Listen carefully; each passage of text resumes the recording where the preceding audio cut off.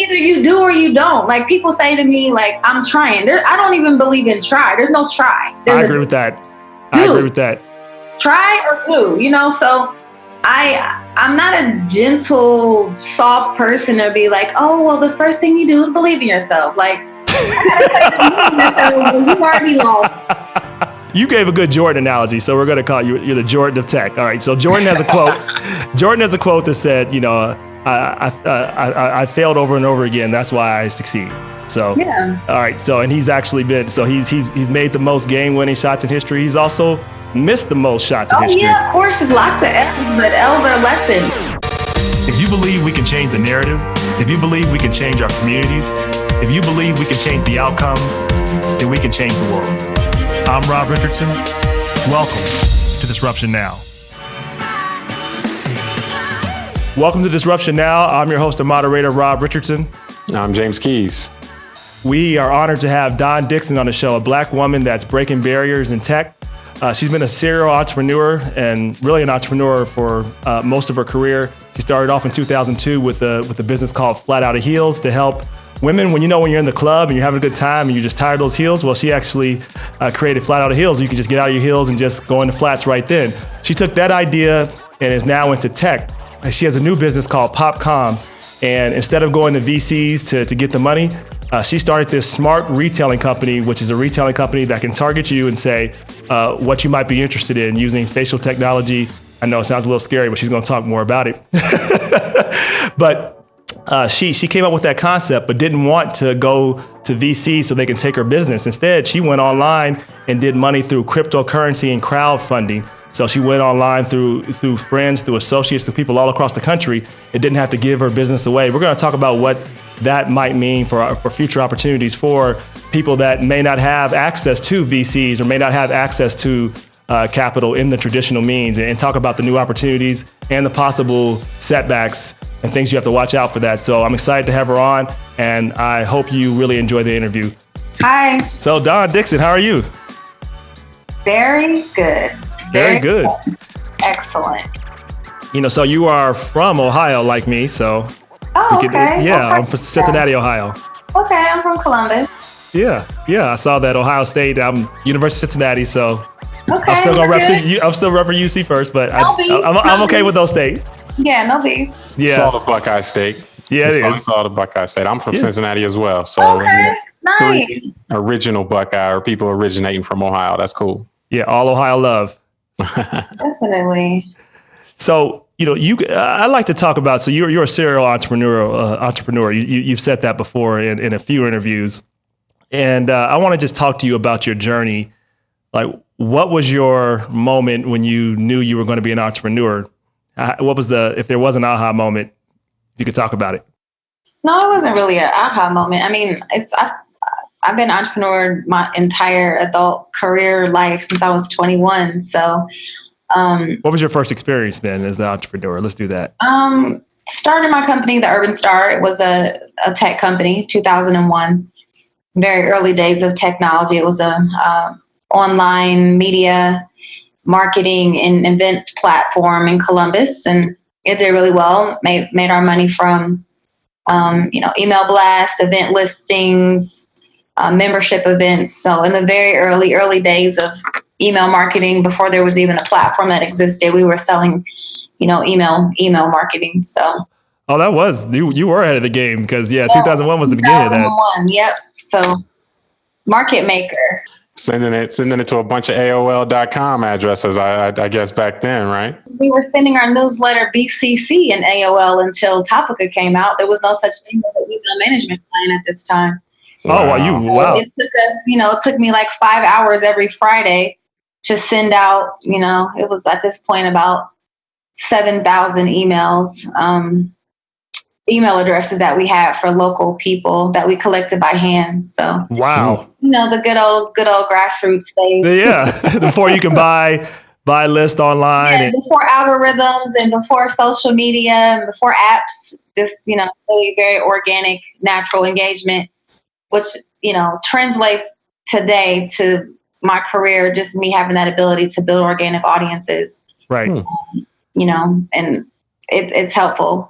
So what's the key to building organic audiences? Like, how do you, if you're giving advice to entrepreneurs and they want to build an organic audience? It's always the human touch. It's always the personal touch. Back then I was actually getting email addresses by hand, going to events with a clipboard. We don't have to do that anymore, but people still today value human contact, I believe now more than ever, when it's so easy to just get on social media or get on LinkedIn or get on email. People value just you making contact with them individually, personally. And even now they have so many bots and things that make contact seem personable, and they do a good job a lot of times, but it's still nothing like a very custom message. So I spend a lot of time managing my relationships and, always providing like a personal touch. There was a book that I read by Terry Williams in like 2005 called A Personal Touch. And those kind of things just never get old. So that's still the key to it today. Even now, with PopCom and us raising the money that we raised and me going around the country, just talking to people directly. And that's how I was able to do it. Well, let's talk about PopCom. And so tell people what it is. But before you get there, I want to talk about how you raised this money, because I think it's fascinating. From my understanding, there haven't been a lot of Black women that have raised the amount of money you have. I think the number is, I don't think it's over 20. It's over 20. I've raised at this point $2.5 million. It's like about, it could even be around 40 or 50 at this point, but still. Yeah, it's not a lot of people. When you compare that with the number of our, peers of other races, it's still a very small number. So you raised $2.5 million, and you did that without going the traditional route. I want to have a conversation about that because, one of the biggest barriers, this to any business, particularly businesses of color, is access to capital. Yeah. You didn't go through VCs. You went through. Some of my money is from VC. Oh, it is. Okay. I have a hybrid type of business. I have money from everywhere, actually. Okay. Because I saw one article that said that you went around that through crowdfunding and cryptocurrency. Yeah.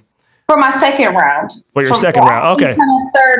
Kind of third round. I decided not to raise any more, but yeah, you're right on though. It's just, I raised my first $1 million from accredited angels and VCs. And then the next money that I raised from the public in a crowdfunding campaign.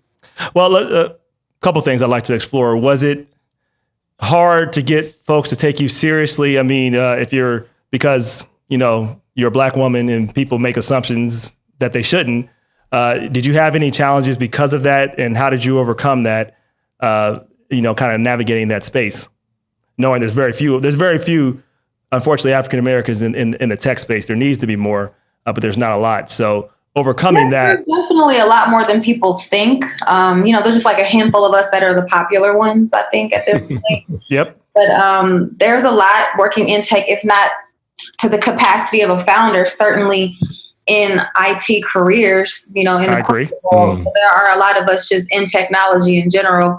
So I definitely don't want that to be the narrative that we're not. It's just the visibility wise, it's just not there. And not a ton of Black founders that are. That's what I meant. The level of visibility and success that I have in many of my peers. But nobody's going to ever look you in the face and say, the reason why we're not investing in you is because you're Black. I mean, that's not going to happen.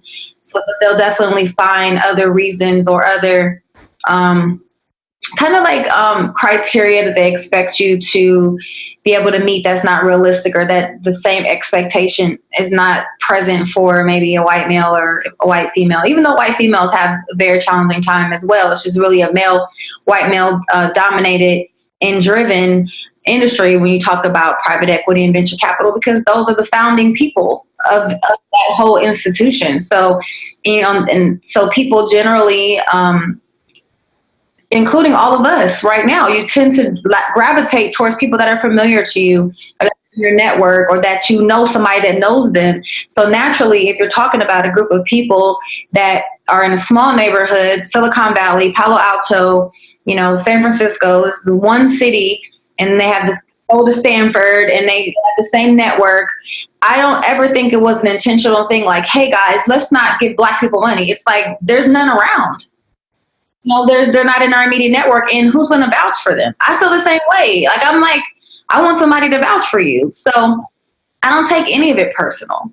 I never take it as it's about me, Dawn Dickson. It's more about like, hey, they're not familiar with me. They don't have experience or exposure to successful Black women. They don't have a network of successful Black people to even compare me to. So the job of us is just to, be the change we want to see and show and demonstrate that they exist. There was an article back in TechCrunch. I think it was like in 2000 and it was between 2007 or 2011, in that range. Because I know I started my company Flat Out of Heels, and they said there are no Black founders. I mean, and they genuinely thought that was true because they didn't see any, because we weren't at the events they were at, and we were not, in the accelerator program. So as you see now, the visibility. When we heard as a community that the reason why we don't get invested in is because that we're not here, we start popping out of the woodwork. Right. Like, which, by the way, is the excuse for everything and why every position is not filled. We can't find, and they use that excuse for fields they have no business doing. I just think it's easy to do. I think that it's also accurate. As a person that hires people, I intentionally went out looking for diverse candidates, and they weren't easy to find. Oh, they're not. Mm-hmm. No. But they're there.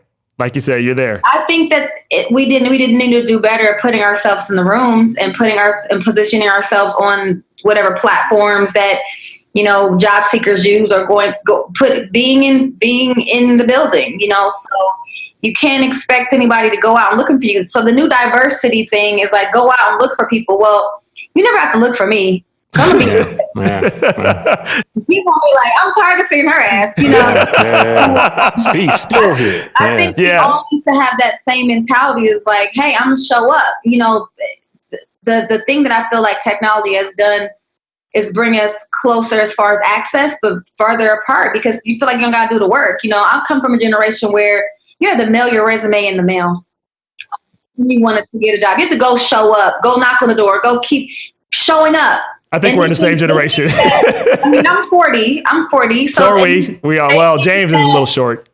They think that, sending an email is showing up, or sending a LinkedIn message is showing up. It's not. No, it's not. Well, no, it's interesting in the sense that that's what you describe is the plight of the trailblazer, and so you're blazing through these trails, ideally, leaving a path behind that people like you can follow. But I see oftentimes that in describing what you're saying, the lack of entitlement, almost the idea that the system's not there for me anyway, causes a lot of people to pull back in those scenarios. So how do you think that people of color can get over that and really take more ownership of, hey, if I want something, I have to just go get it, and not just in, certain industries where definitely you see that, in certain industries where there's a high level of confidence that hey, I belong here. But in other industries where you're blazing trails, or you're following the path that not many have followed, like, are there any tips you can, because obviously we can see you're a go-getter, you don't have to, we don't have to push you along. I mean, we're a culture of go-getters. It's a matter of what we're going to get, right? We're the same people that are standing in line for Jordans. We're the same people that, so it's like, we have the capacity and capability to do anything. We're very resilient as a culture. It's just a matter of what you're going to get, where you direct your energy to. So my advice is like, they have that saying, like, keep that same energy. The time you spend scrolling Instagram, keep that same energy. Keep that same energy and scroll and network. I'm on LinkedIn. I don't even have Instagram on my phone right now, or Twitter. Like, I deleted social media except for LinkedIn.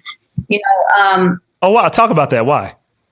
Well, because it's a distraction, for one. I mean, and I just wanted a break. I had a very, very extremely visible and engaging campaign where I raised money from 2,300 people, and I need a break. But I understand.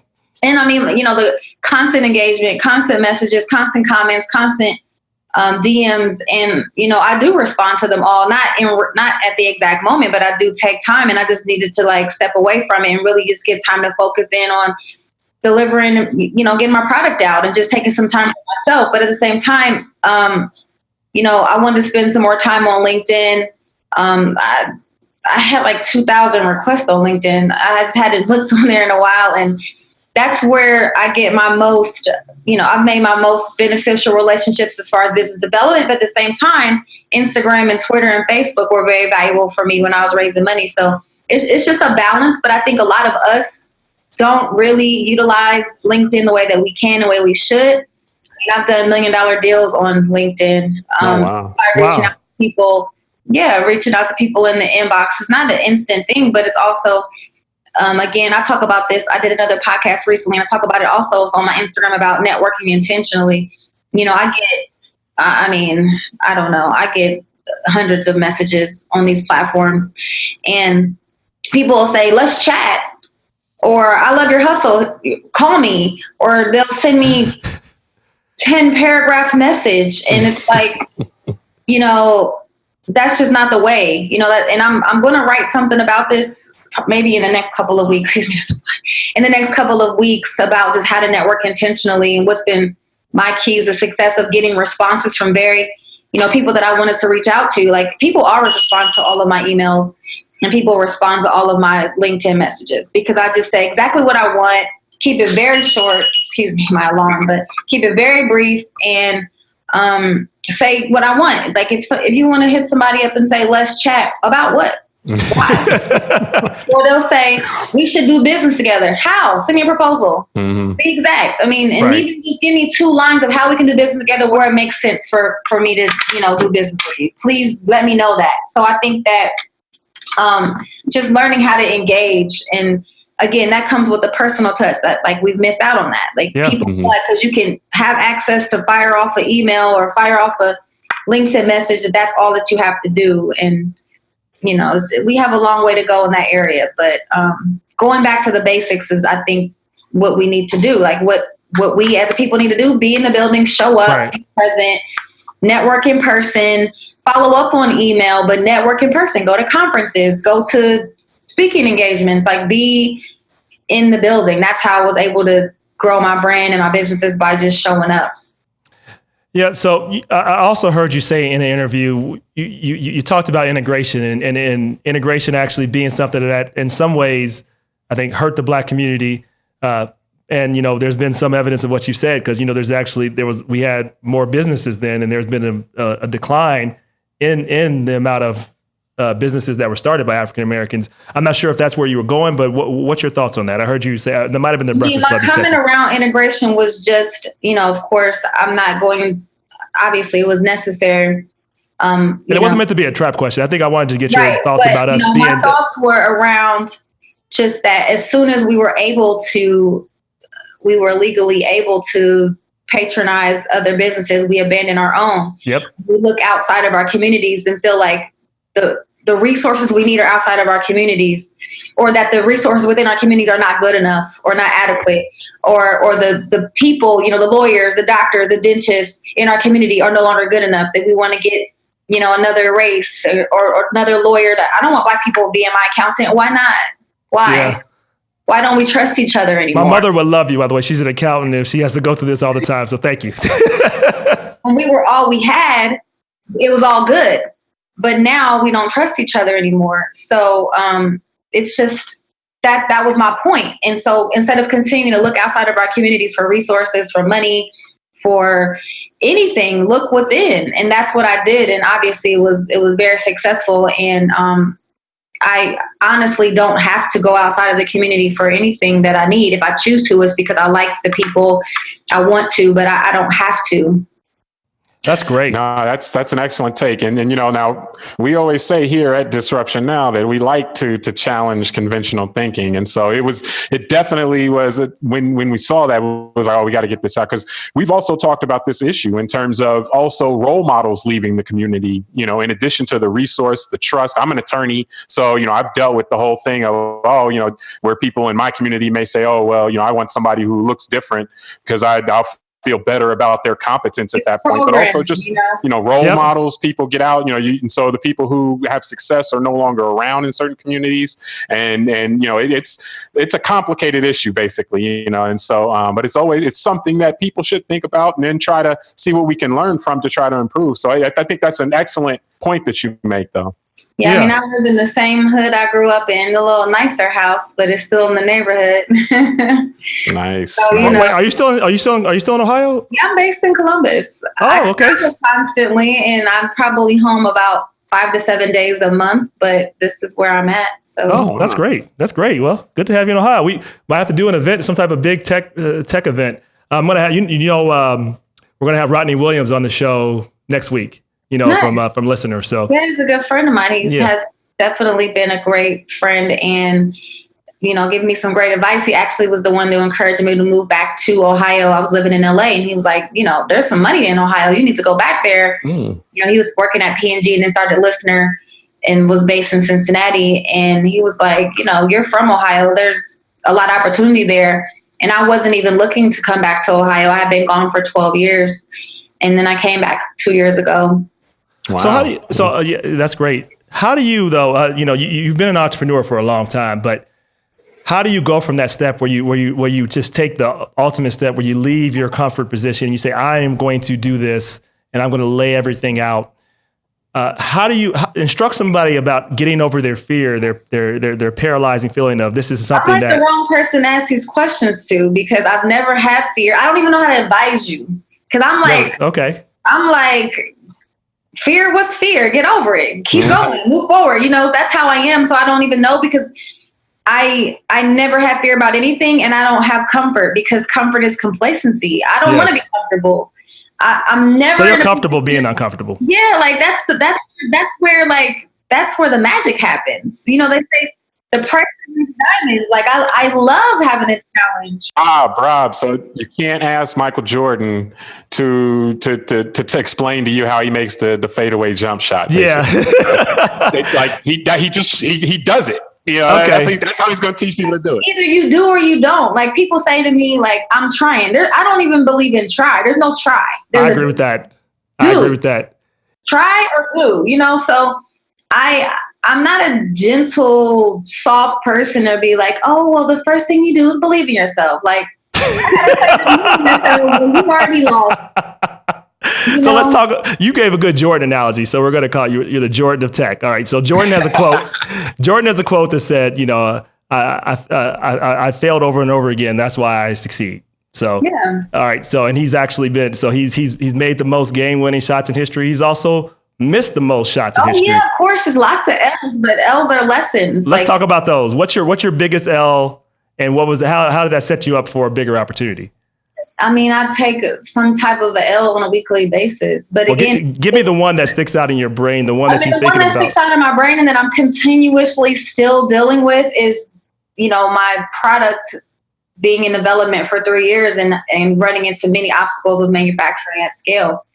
So I've built 3 different versions of my machine, and every time something didn't work or something wasn't right, or when I finally thought I had it right last year and had paying customers and it was time to deliver in November, the manufacturer, basically held my product hostage, and I had to go to a legal battle, which I'm still in today.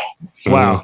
But I just was like, forget it. And I went and found a whole nother team to build it. So that simultaneously while I'm, fighting for my IP is solid because I have contract, but while I'm fighting for my actual physical files and my hardware, I had to go pay a whole nother team to do it all over again. Oh, that's horrible. So, I mean, I've spent, hundreds of thousands of dollars in development for a product that literally will cost $10,000 to build. So, when you look at it, like it costs, let's say $300,000, $400,000 to build one. And then after that, it's $10,000, but you got to have the $300,000, $400,000 or whatever it ended up being by the time I'm done with this. It could be easily $500,000 in development just to build a product that you can build for $10,000.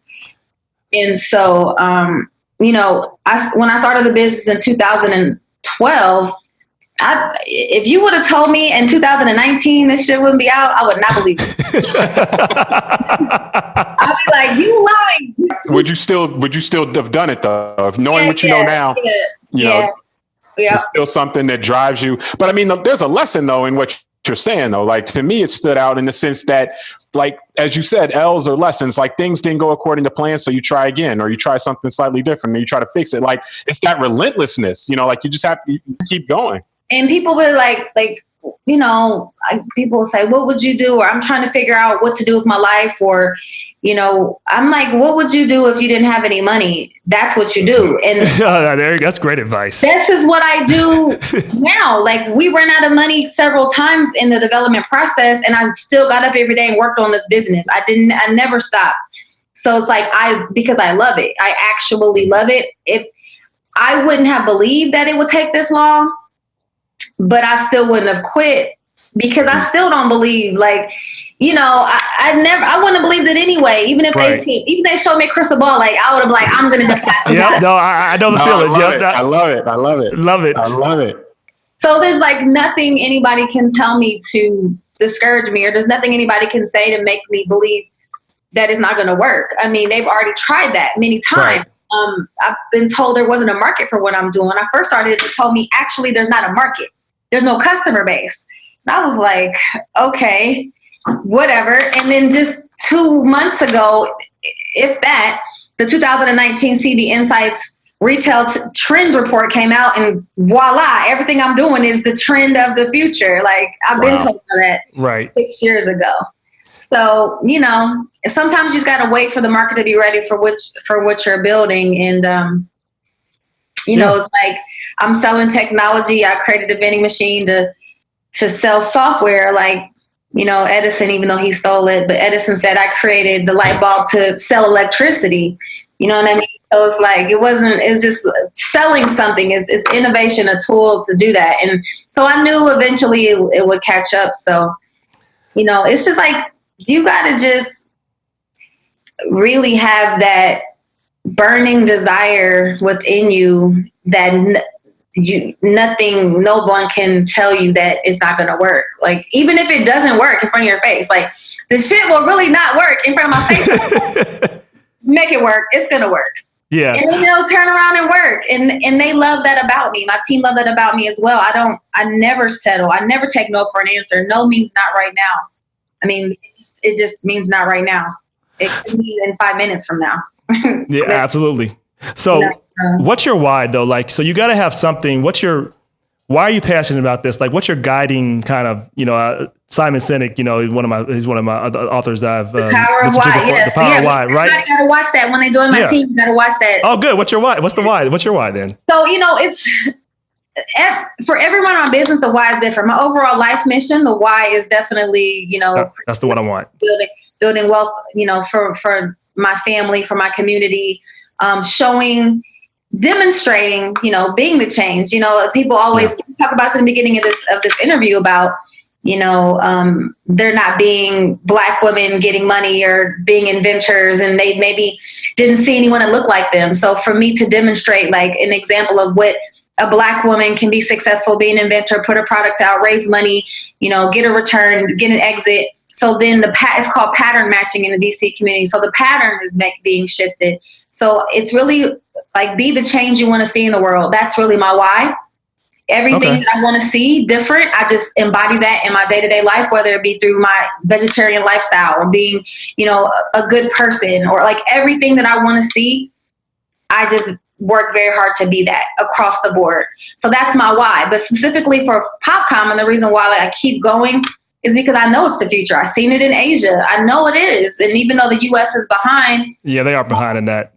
I know for a fact that it is the future. And now the report says it. Like, for the first time ever, it's a published report that says this is the future of retail. And I've been doing this. So. Right.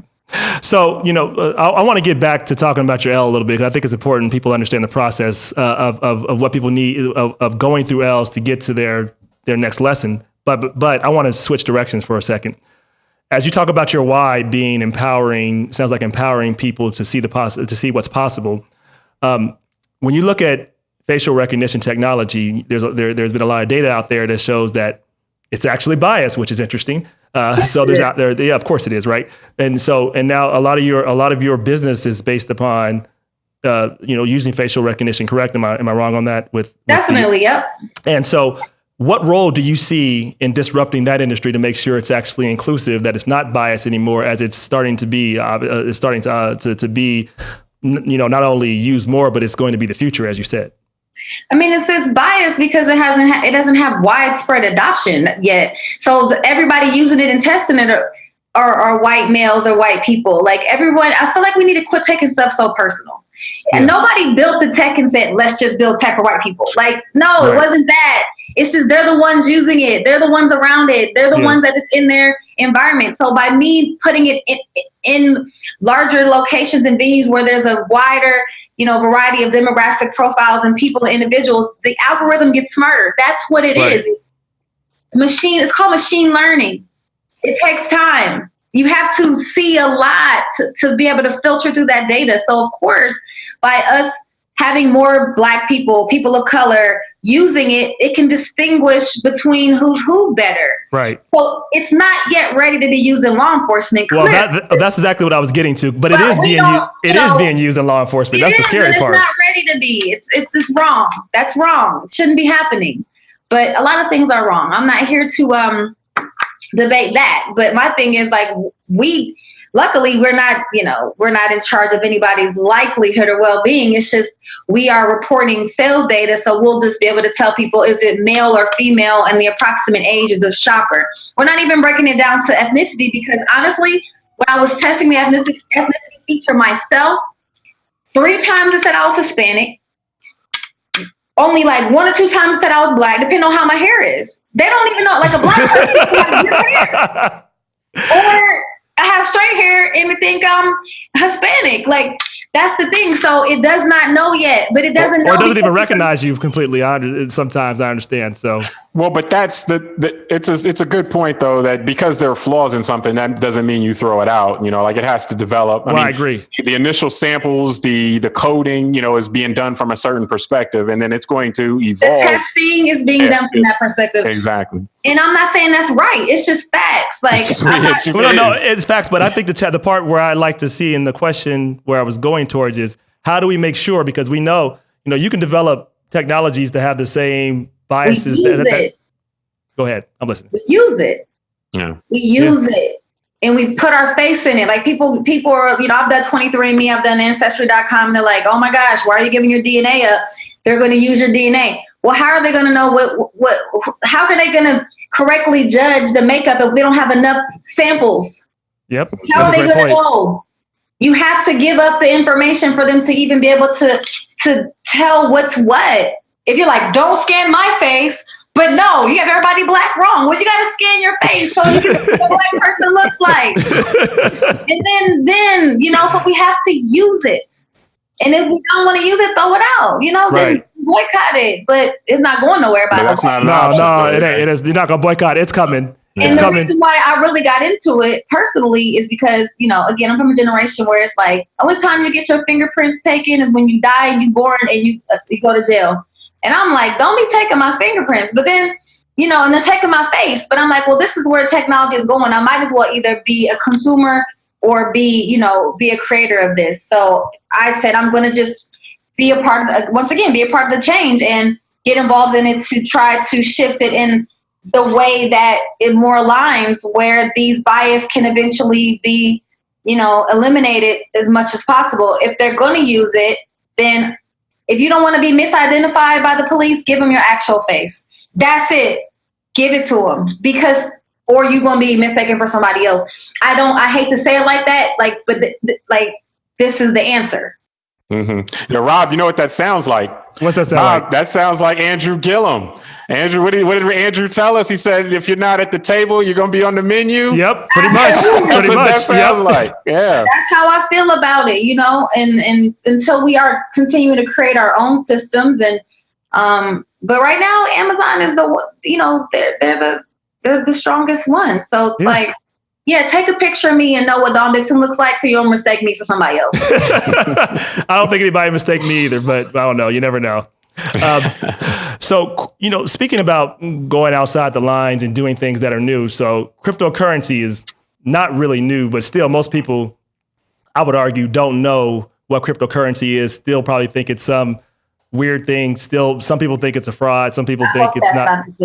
No, I'm sure you don't think so, but I think a lot of people still have that. Believe me, when sitting out with my parents, when I try to talk to them about it, they're like, you're like, what? Like, nah, I don't get it. Where's the money? Where's the bank? Who's holding it?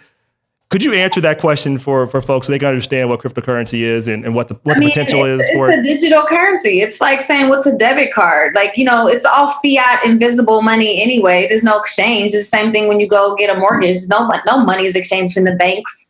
So it's like cryptocurrency it's just a digital currency, and it's secure in the ledger and it's on the blockchain. So I don't, I'm a cryptocurrency investor, but I don't have a cryptocurrency. My token was a security token, which essentially is a tokenized security. So traditionally, when you invest in a stock, this is traditional, you get a stock certificate, a piece of paper, and that's the stock certificate. If you lose that, there's no record that you have a stock. Now, it's a digital version of a stock certificate. It's just a digital representation of a share. And that's what a token is. That's what a security token is. And it's on the blockchain. So the blockchain is a ledger. Cryptocurrency is a digital currency that is developed on the blockchain, which is a ledger. So it has an accurate record of how many, let's say if the dollar bills were crypto. They print a certain amount of dollar bills every year. You can throw them away, tear it up, burn it, it's gone. But you can't do that with a token because it's there. It's stored on a digital ledger and it's the transfer. There's no physical embodiment. If I give it to you, it's locked in. If you give it to him, it's locked in, and it can't be destroyed. It can't be changed, manipulated. It's just on a digital ledger. It's more secure, a more secure way of tracking things. And then it's also the way it's easier to transfer it from person to person without needing a bank, a third party to do the facilitation of that transfer or transferring it overseas. And, they talk about people that are unbanked. It's a solution to getting money, from they're using Western Union or MoneyGram. But it's really just a digital representation of what we usually would have a piece of paper for or a coin or, but it's all fiat, it's all. But you can take it right now. Leverage the money into real money. Like you can do that right now. Real money, say it like that. Value. Value. So it's an exchange value. The same way that you go to Europe and you get a euro. It's an exchange value. You get euro, or you can say, "I'll give you this, and this ball is worth $100." That's what it is. If somebody's willing to pay $100 for it, somebody's willing to pay it. The demand for these phones, these phones. $1,000, but I bought this Google phone, which is way better than that iPhone, and it's $400 because somebody said so. Yep. Mm-hmm. Well, no, I thought the ledger piece was an important piece because we inherently are okay with and for whatever reason don't question the bank ledger. The banks run these ledgers with debit cards and bank accounts, and they're not sending anything tangible back and forth. They're sending signals, and that's their ledger. Whereas the blockchain is just not a bank-centered ledger. As people of color, we should have learned a long time ago about ledgers and banks with the Freeman's Bank. What happened to all the money? That's gone. Yeah. I agree. Why are we so hesitant to deal with crypto when it's secure and you can't take it unless you're hacked, which is a whole other story. Yeah. Anything can be hacked. Banks can be hacked. Yeah. Banks, your account can be hacked. Gets robbed. I get compromised every week. Somebody's database got my email, But I guess that's the most important question to ask. Like, so what is this is still kind of an unregulated market. And what happens if you lose your money in the bank, as long as the United States doesn't implode, which who knows? FDIC only secures $250,000. True, per bank. You get $1 million stolen, you got $250 back. Yep. That ain't a fair exchange. That ain't. But you won't get any of it back right now, technically, with crypto, right? I mean, I guess you wouldn't get any back, but you also have full control over it, and it's your job to protect it, and nobody else can go in and take it from you the way the bank can. Or charge you fees for it. And then, of course, it's a money system. So, like platforms like Coinbase and things, they make their money by charging transfer fees to convert your money from, the same way stock exchange and stock brokers. They have that system in place, but every single thing you do is a risk. Period. No, I agree. Yeah. What do you think is exactly? The only thing I would add to that is I agree with how you characterize cryptocurrency, and I've tried to explain it to people, and they still give me the blank look. But I think the only risk is what happens with there's a couple of bad actors that make it, and this kind of happened for a period, that make it look bad, and then all of a sudden you got regulators and you got the threat of the banks, because this is the threat I see for them.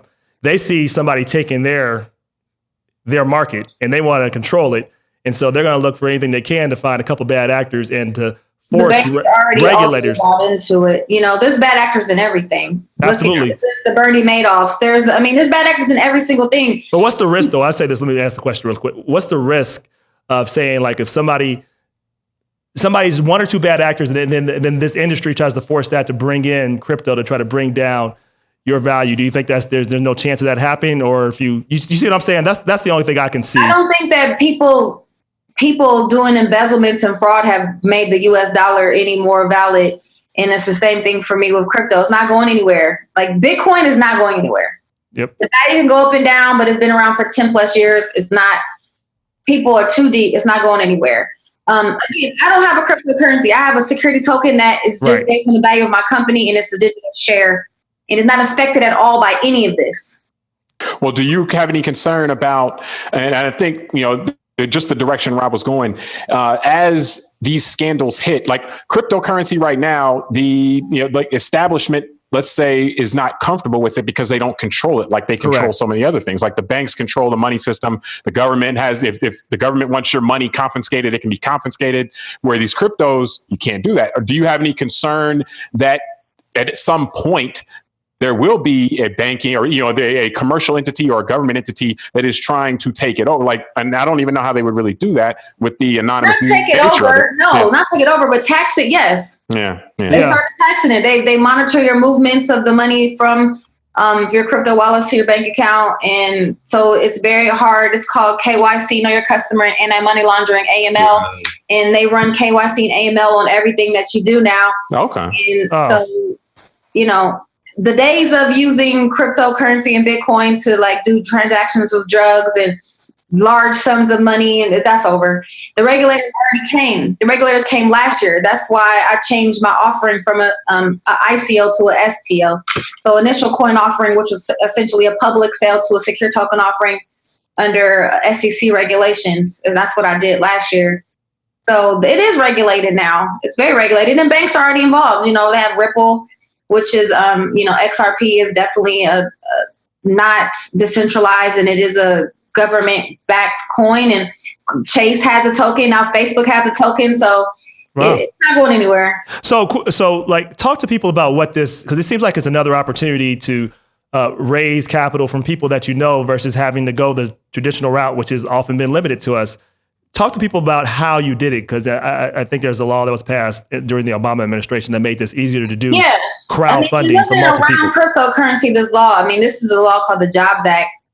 Jumpstart Our Business Startups started in 2012, signing the legislation by Obama. Took about 5 years for it to even get into motion, and the regulations around how do you do it, and the filings that are required through the SEC. There's several different categories you can raise. I did a Reg CF, which is $1,070,000 every 12 months you can raise from the general public, accredited and non-accredited investors, do a public solicitation. So normally, it's credited for folks, you got to have a lot of money. That's basically rich. And then the exact accredited is $200,000 a year as an individual, $300,000 as a married couple, and then non-accredited is everybody else. Or you have to have $1 million net worth. Or income. So it goes by $1 million net worth or $200,000 a month income. Excuse me. And that affects the level of disclosure and things like that in terms of what has to be turned over, correct? Yeah. Accredited, actually it's a lot easier to raise money from accredited investors. The assumption that they're sophisticated and they're wealthy and they understand. But if they're non-accredited, it's an assumption that they're, you have to just do a lot more reporting. And for me, so even though I'm a privately held company, you still have to do that with this stuff too. Is that still the Jobs Act didn't change that? It's still required to do it for unaccredited investors. For the Reg CF, it's a very extensive paperwork required, very similar to any other due diligence for raising money. It's not any different. It wasn't. Like I said, I raised $1 million from VC and angels. It was probably easier. It was easier. All I had to do was just do an offering memorandum and do a subscription agreement and have them sign it and then just take the wire and then they self-verify. But when I had to do a filing with the SEC, it's a SEC filing. It's very extensive. And I had to have an agent, and I had to have escrow agent, and I had to have, now working with broker dealers. And so it's like, it's SEC and you're dealing with the transfer of basically private equity, private security trading. So, with a good lawyer, like it sounds hard and then it's not easy, but nothing's easy. Nothing in life is easy, but you've done it. And you bring professionals aboard. You bring professionals aboard to help you do that. I mean, that there are people who do that, who, like I'm a patent attorney. Like when people, they don't need to understand all that stuff. When it's time to get a patent, they come and talk to me, or a securities attorney, or anything like that. And so I have a securities attorney. Exactly. Yeah. I have a securities attorney. I work with a platform that handles types of offerings, and they knew what they were doing, Start Engine, and helped me go through the process. But I also have my stuff in order. Ever since we started, even when we weren't making any money, even when we were losing money every month, I still did my monthly P&Ls, balance sheets, and cash flow statements. I still was filing taxes on losses. So when it was time to raise money, I didn't even have to I only had to do a 1-year audit because my financials were so in order. And then I had my projections, and, I had all of my intellectual property assignment agreements, all my employment agreements. So like having your business in very organized order, it makes it easier, because then if you don't, you have to scramble and try to get all these documents together. But I always have my stuff together. Like I'm really ready for due diligence at any time. Like we're very organized. No, that saves you a lot of money. Because the people that come in and have to set it all up, they're like, "Oh, this stuff is all set."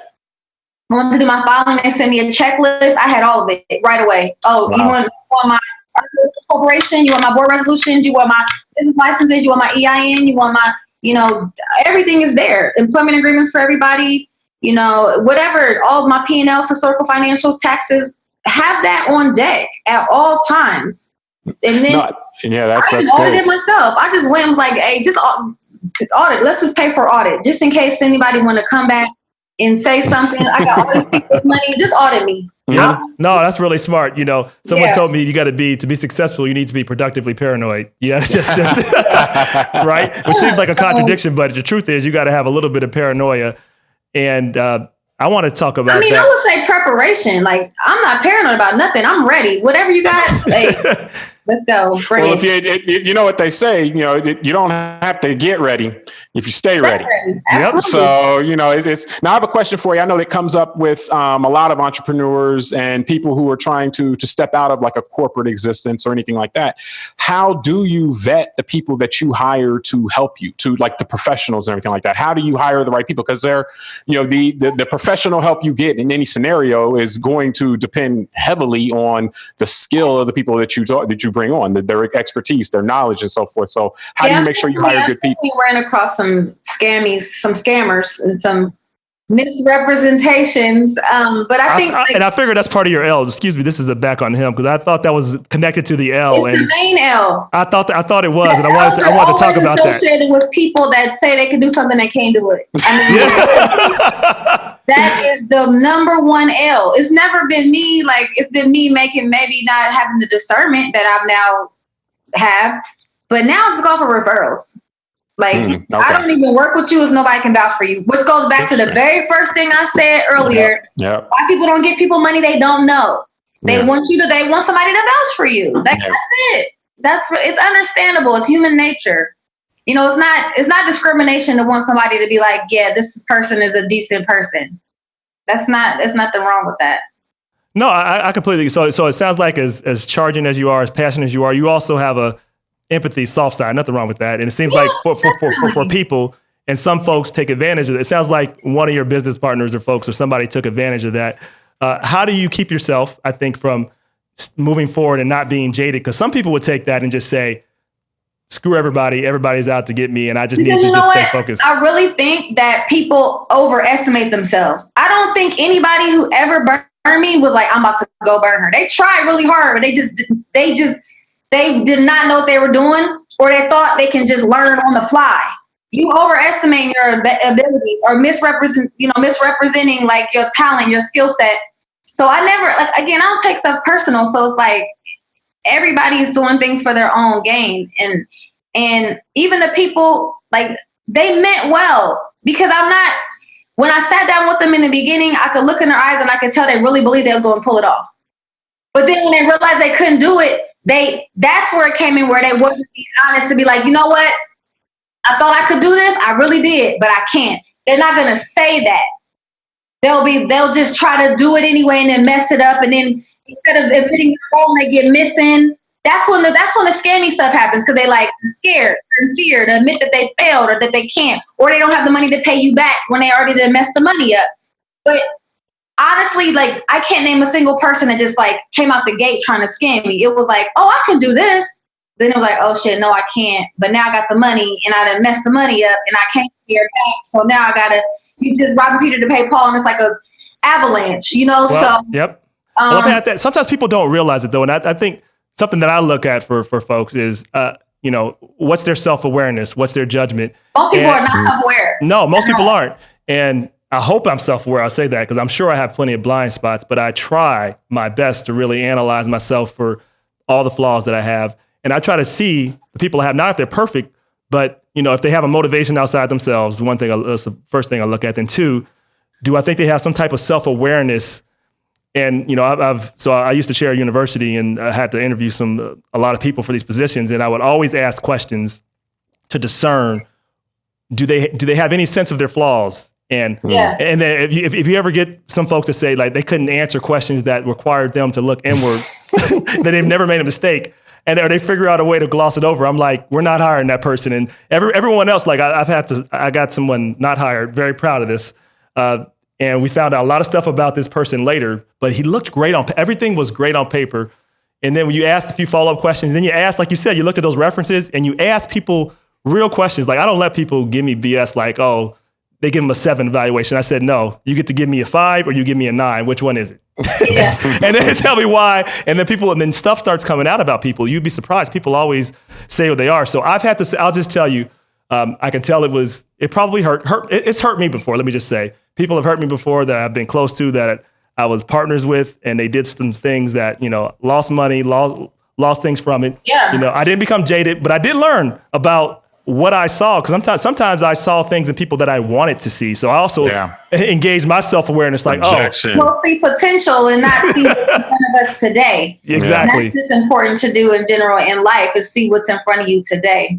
Yeah, it is. And so think about that as we kind of close. I want to just kind of get to some rapid questions I like to ask. So you have a podcast, Bars, right? I do. You like to rap, huh? You a good rapper? I'm not a rapper, but I know. You like rap though. What's your connoisseur? I'm definitely a connoisseur. Okay. I definitely know my bars, but I'm not a rapper. I don't have the cadence. I don't have the rap voice. Neither do I, though. Who you like though? Tell me. Give me a couple of your favorite rappers and why.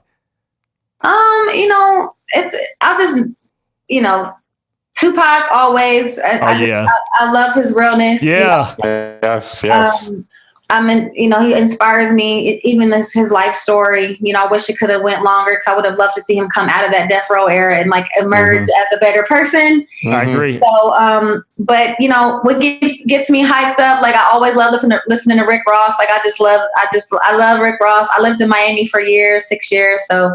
Oh, nice. Yeah. I didn't live there, but I partied there a lot. I know you worked at Live. We probably saw each other once or twice, but we'll keep that between us. I'm a Meek Mill fan. Right.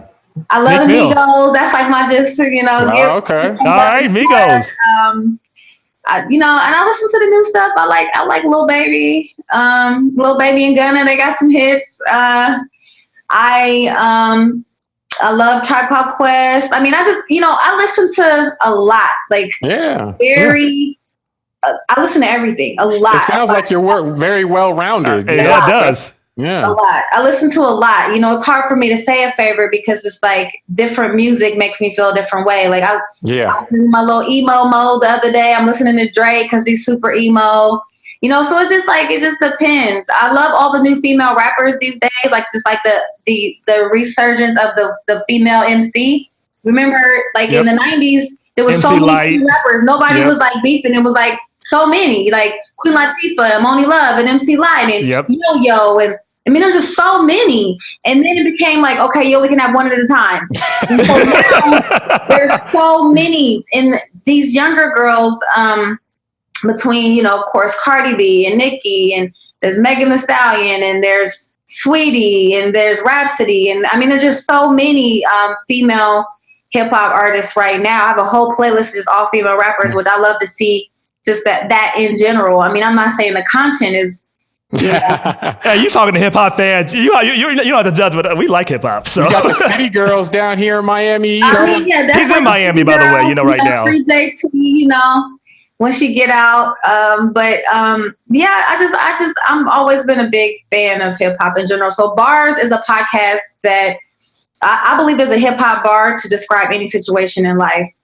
And, you know, a lot of times these poets, these people, entrepreneurs, you know, it's not a lot of these guys are drug dealers, which is an entrepreneur, that they're running full enterprises.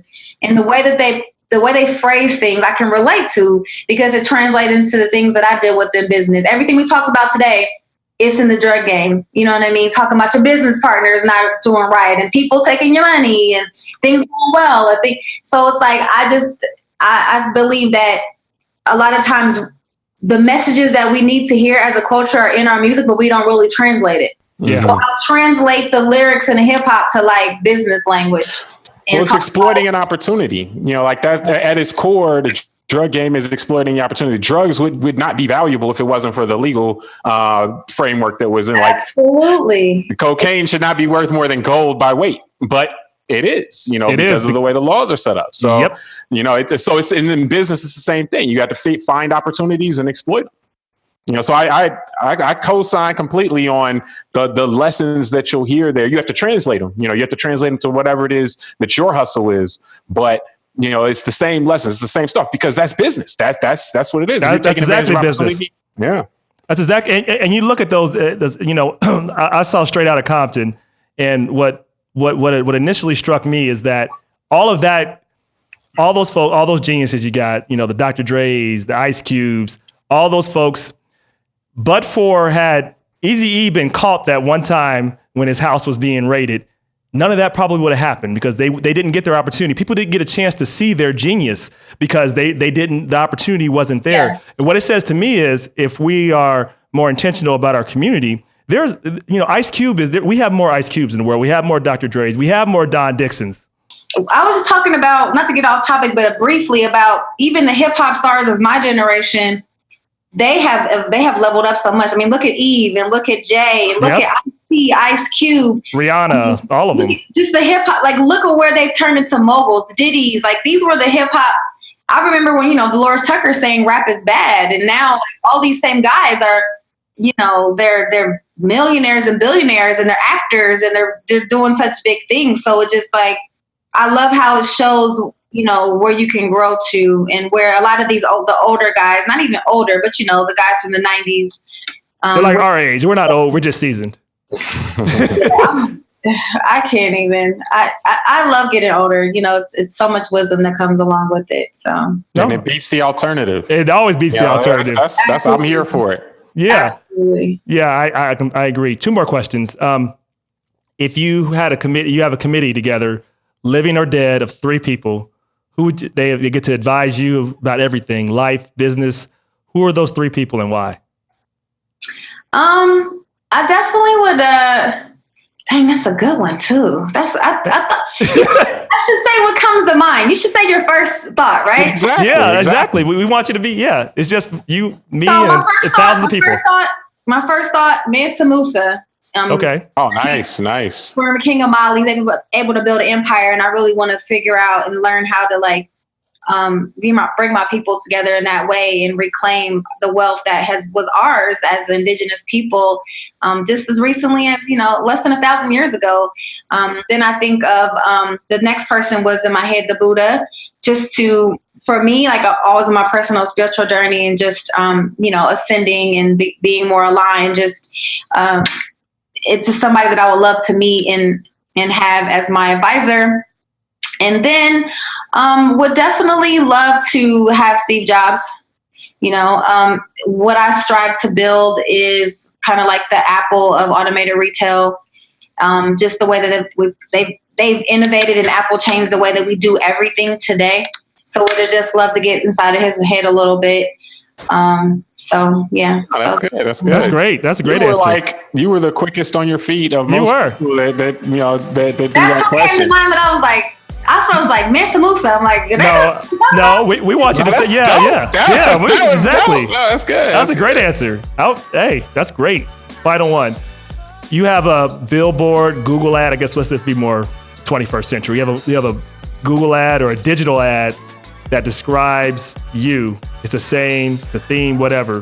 What does it say, and why does it say that? My favorite quote of all time, it would say, first they ignore you, then they laugh at you, then they fight you, then you win. And that's by Gandhi. And it definitely has been just a great way to summarize my entire journey as an entrepreneur and just in general. Definitely as a Black woman, and just in this life conditions, you get ignored a lot, overlooked, and then they laugh at you because they think what you're doing is silly. You don't know what you're talking about. Oh, you didn't go to school for this, or you didn't come from this kind of family. How are you going to do this? How are you going to shift the culture? And then they fight you because they're like, oh shit, she really doing it. Oh my God, we gotta stop her. Wait a minute, she doing it. And it's like, well, I've won, I'm winning now. And so that's the story of my life. So we are proud of you here on Disruption Now. We'd love to have you back. Figure out ways we can partner, because I know you are already doing big things. I see bigger things happening. Thanks. And I just want to tell you that I'm proud of you, and I look forward to see what you do next. Thank you. Things coming. Good things on the way. So I'll definitely keep it posted. I believe it. All right. Thank you so much. Thanks for having me, guys. So you heard what she said. Keep moving forward. Keep fighting. Don't stay where you are. Don't accept where you are. Stay woke if you want to stay free. I'm Rob Richardson. I'm James Keys. And we'll see you next time.